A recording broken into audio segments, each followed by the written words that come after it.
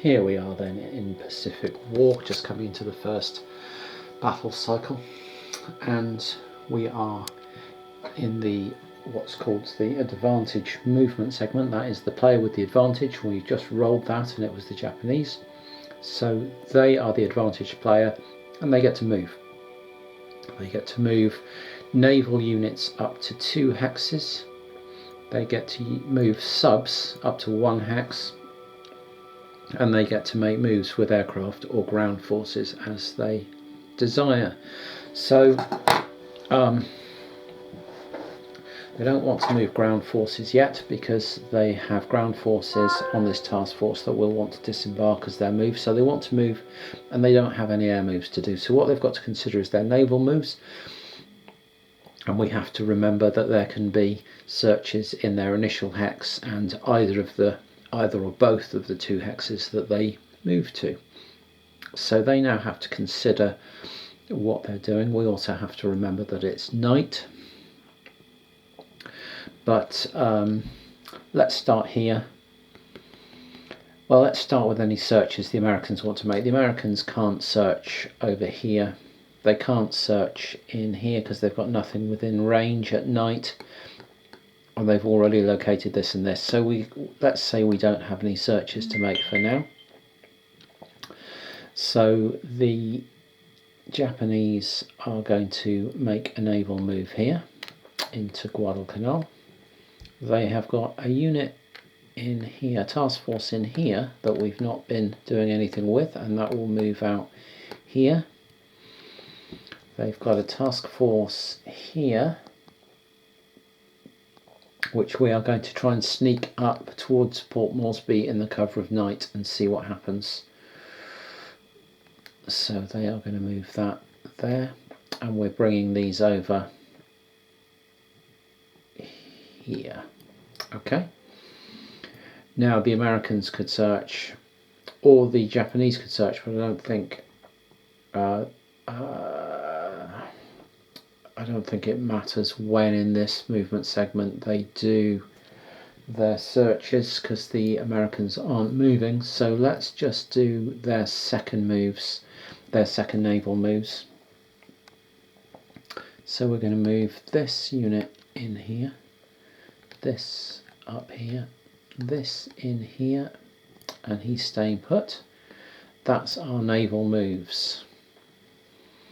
And this is range 1, 2, 3, 4, 5, 6, so certainly out of range at night, certainly out of night range of searches from here.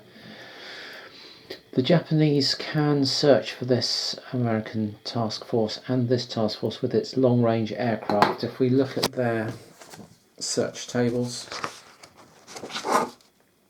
you can see that at 7 hexes or 8 hexes at night they can roll zeros and find things. So they're going to roll a search for task force 01 with a long range aircraft. They get a 0. No, they don't, they get a 6. I was misreading the die. Okay, and for task force 2 similarly they get a 5, and they can't find those. Okay, and then the only other thing they've got to do is ground movement, and what's going to happen here is they are going to disembark some engineers, an engineer unit here, which into Guadalcanal, and essentially what I'm going to do is move it from a task force box into a force box and drop this force 4 marker down into Guadalcanal like that to represent those engineers that have now taken Guadalcanal. So have we got anything else to do in the advantage movement phase? No, we have not. Let's bump forward on this track then. We go into an advantage air mission phase. Because it's night, all air missions apart from one very specific one are prohibited.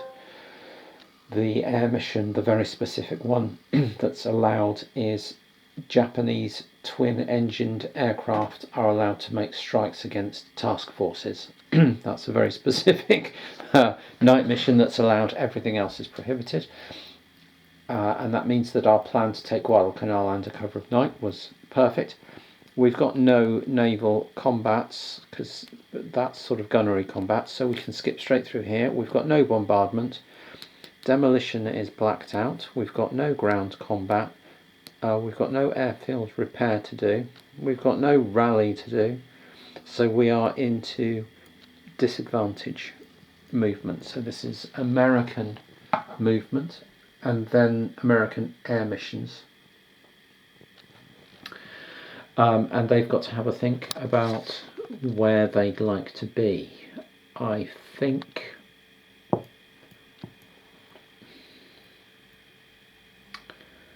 well, I think they'd like to move towards Port Moresby.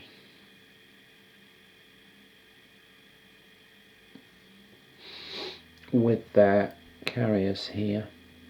We don't know what this is.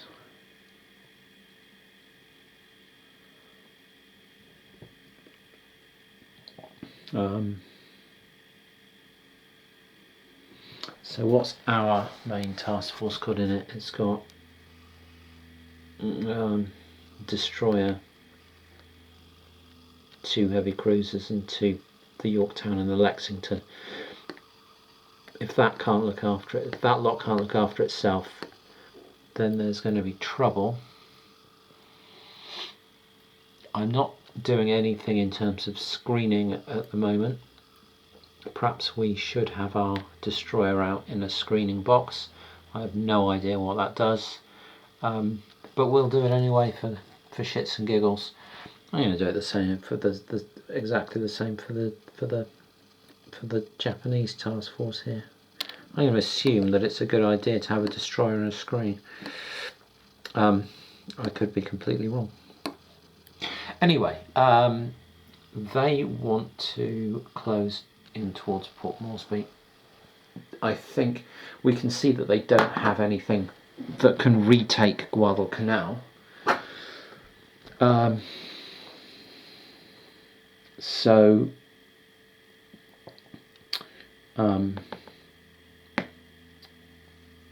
There's no point in them hanging around there now, and so perhaps they're going to go here and here, but I assume, or at least I think, the Japanese can make some more search attempts from their first hex, so, and fail, and for Task Force 2 fail, and now they will move here, and they will be 1, 2, 3, 4, 5, 6, 7. Oh, and this one will come in here. Okay, so this guy's now 7 hexes, still 7 hexes from a long-range aircraft, and is not detected. This chap here is 1, 2, 3, 4, 5, also 7 from a long-range aircraft, and remains undetected. And their second move will be here and here. And now they are 1, 2, 3, 4, 5, 6. Is this the Japanese? This is the Japanese screen. 6 hexes at night. Still requires a 0. Nope. And for the other task force, no. Well, they've had a lot of rolls now, the Japanese, and not managed to roll a single 0. So that is the disadvantage movement. I think by scenario rule they're not allowed to move these Australian troops out of Port Moresby, so this Force 3 is stuck where it is, and I don't think they've got any air units they want to move. I say that. Do they want to... this these guys here, Force 2, who are currently based out of Townsville, they've got some long-range aircraft and they've got some bombers with a range of 12 and some bombers with a range of 26. Just wondering though whether the long-range aircraft would be better based out of here, 1, 2, 3, 4, 5, 6, 7, 8, rather than way up over here, 1, 2, 3, 4, 5, 6, 7. I think they are, so I think they're going to rebase these guys, and we're going to just plonk them on the map down here because I frankly can't be bothered to go and find a force marker for them. So I think they're going to do that. The bombers that we've got in there simply can't do anything because it's night and they're not allowed to run any night missions. So that brings us through the disadvantage air mission phase. We get a joint activation and deactivation phase, which we don't need to worry about right now. Then we get detection removal, and at this point everything that has been detected thus far becomes undetected again. So we lose our detection of the Japanese forces as far as I can tell. I will just check this, but I'm absolutely certain. Detection removal. During detection removal of each battle cycle, all task forces on the detected side that occupy hexes containing no enemy air, naval or ground units are flipped to their undetected side. Okay, so the Guadalcanal forces are now undetected, and this task force here is undetected again.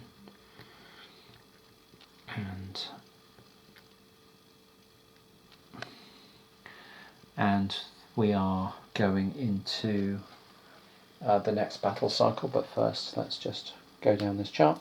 We go to day adjust marker, we come forward 2 days, and we go into a new lighting determination phase. Let's give this a roll because it's...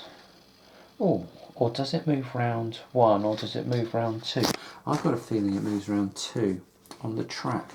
That's interesting. Let's have a quick look. Lighting conditions. In the first phase, in subsequent phases, move the lighting condition marker 2 spaces clockwise. Oh no. If the operation player has used his option, which he has, to choose the lighting condition, move the lighting condition marker 1 space clockwise. Okay. So we are going into day AM of day 4, and let's roll for the advantage determination for this phase. It's a 3 and a 5. The Japanese have won this one. So the Japanese are the advantage players again. And I'm just going to switch the camera off and have a think about what they might want to do. So I'm midway through the Japanese advantage movement segment here. In the first battle cycle, no, the second battle cycle, at Coral Sea in the Pacific War.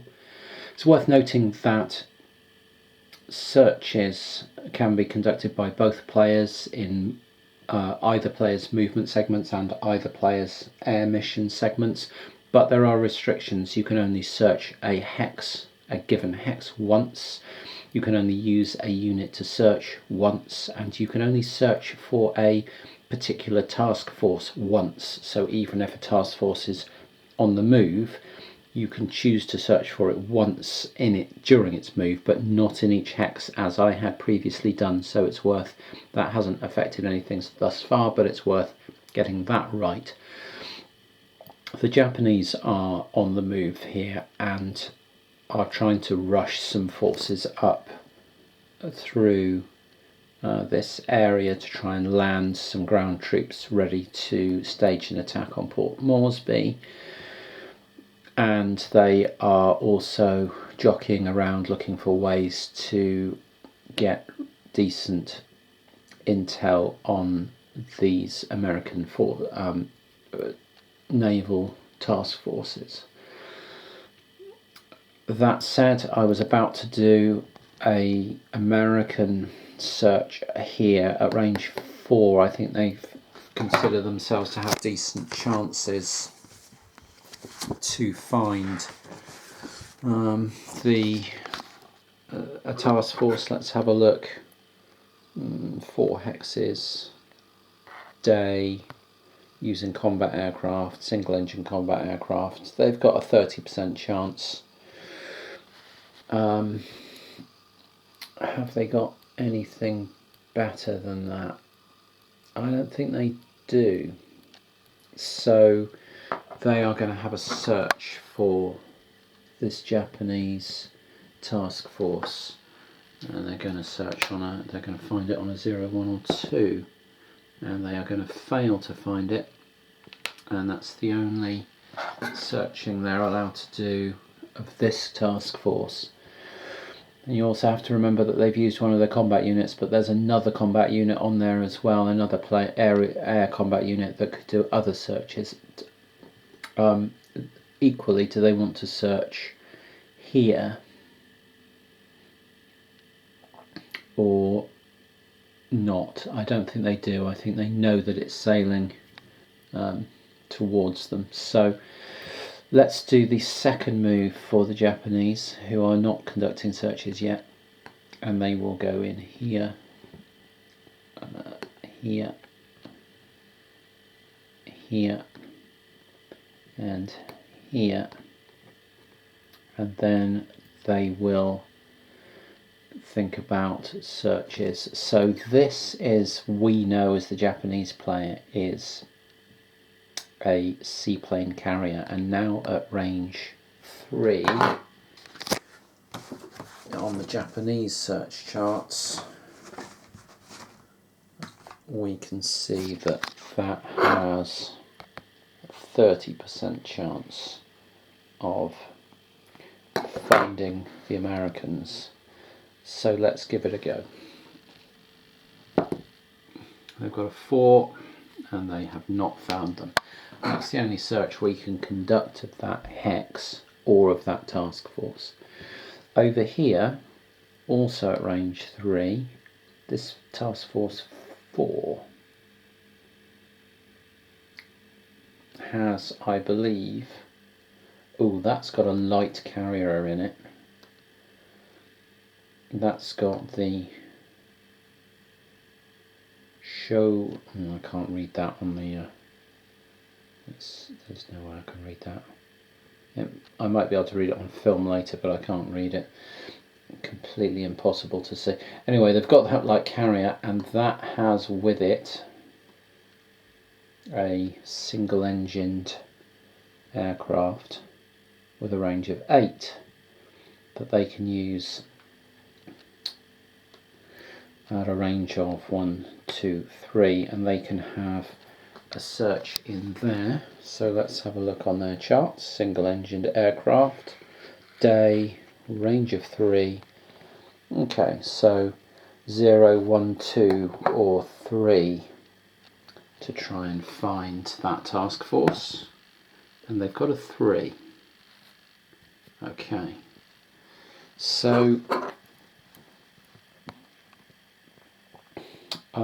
yes, that's a red number, which means the task force is detected, and the target player can report the number of naval units in the task force plus or minus 50%.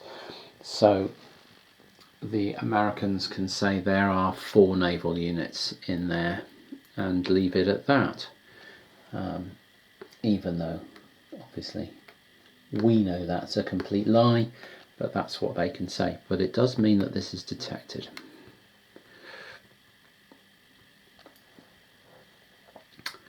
And what that means is that the Japanese, now going into their advantage air mission phase, could have a think about launching an air mission at those naval units and seeing what they can do.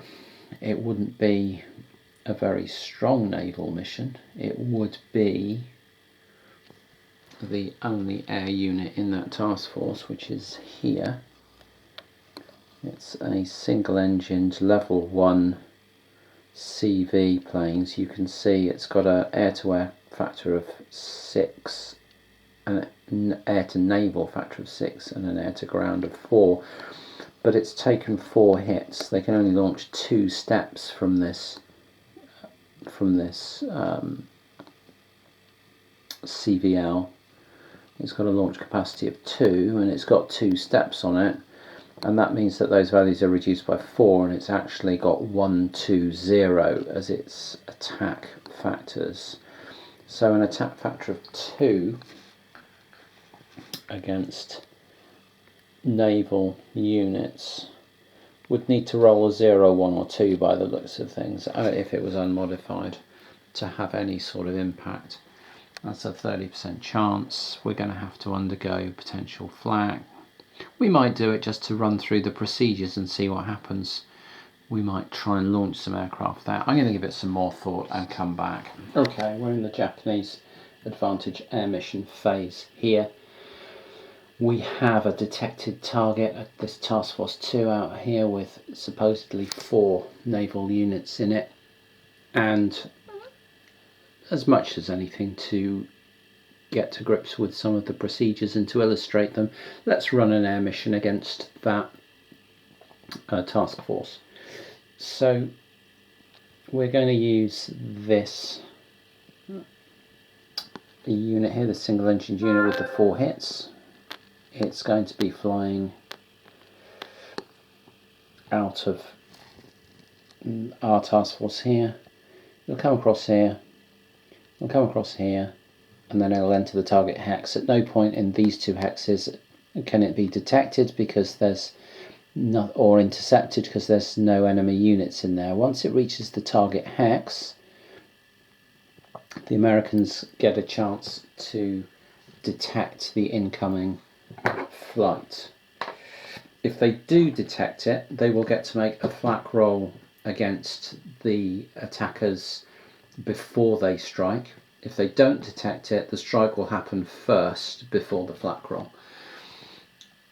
Were there aircraft, friendly or defensive aircraft in there, again the detection would determine whether they could scramble aircraft and run any CAP, combat air patrol, or whether their aircraft were grounded during the strike. So this is quite an important role in the game, not necessarily in this circumstance. This is a detection roll. They've got a 2, and that will be sufficient to detect the Japanese bombers that are on their way in. Just to illustrate that, down here in the same hex box you can see that 0 to 3 gives, well, anything up to a 6 is sufficient for detection. A 0 to 3 gives you the full information on your incoming. But actually, for incoming air units, they're all the same. You just detect the units, and from there you can do something about them. So now what happens is we get a flak roll against the incoming air units.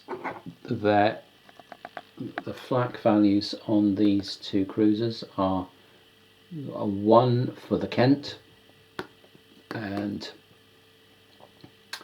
a 2 for the Northampton. I think the Japanese have to nominate what they're hitting. They'll say the Northampton, it's much of a muchness. But first we get the flak roll. So here goes. They have got 3 factors. They get an 8. And if we look at this chart, this is how this works. You look at your modified strength, which was 3. You come down the chart until you hit your dice roll, which was an 8. That's in the 4 to 9, and then you read down here and you can see you find the part of the chart that relates to what you were doing. In this case it was flak unimproved versus air, and you can see no effect. So now we have our naval combat strength of 2 against the Northampton, and we're going to roll some dice, and unless it's a very low number we're not going to do anything. It's a 4, strength 2, you can see 3 to 9 is no effect, so that has no effect, and we're going to return to base, having achieved nothing at all on either side. An inconclusive strike by these aircraft, and they are now just going to return back to their carrier. We'll take them off the map and plonk them back in their task force. So that was how to run an airstrike and potential for flak and combat air patrol interception and so on. It's basically based around detection ratings of trying to find the planes on their way in, and that determines how much defensive capability you've got, and then you roll out on the tables to see whether anyone can have any effect on each other. So that was the end of the air mission phase for the Japanese. We're going to ignore the naval combat cycle, we're going to ignore bombardment and ground combat, airfield repair and rally, and we are into disadvantage movement for the American forces. And again, we've got potential to do searches here, so I need to stop and think and see how this might play out. So I've done the American moves here in this second battle cycle in Pacific War. Task Force 1 closed with this unknown task force, and they've spotted each other, and Task Force 2 closed with this task force over here, but aircraft flying out of Port Moresby were unable to find anything, and so this remains undetected, and that means they can't run any bombing runs against them or airstrikes or try and engage them in, or even try and engage them in naval combat until they've found them. So yes, that wasn't very successful. So, but what we've got to do now is the Yorktown and Lexington, having found this seaplane carrier out in the open sea, they are going to launch an airstrike against it in their air mission phase, and that means these planes and these planes coming in here. Now the poor old carrier has got a flak value of 0, which I don't think is going to do very much. Oh well, they can score a hit with a 0. They can score a hit if they roll a 0 by the looks of things with their air. Let's have a look. Yeah, so we can first roll to see if the Japanese carrier, seaplane carrier, detects the incoming airstrike. 7. It does not. It's taken completely by surprise. Yeah, they need to have 5 or less. So 7, taken completely by surprise. So it won't even get that flak roll until after the American strikes have come in. Let's toss up the naval factors. You've got 6 from there, -2. And 6 from there, -2, so that's 4 each. 8 factors going in. Let's just find the correct chart, make sure we're on the Allied charts, because as we can see these charts are different in subtle ways. So we're on the 8 table over here. Give it a quick dice roll. That's an 8. That's not very good at all. 8 modified strength on an 8 is still a hit though. Now we should have rolled to see whether we're coordinated or uncoordinated, but it made, in this case, absolutely no difference.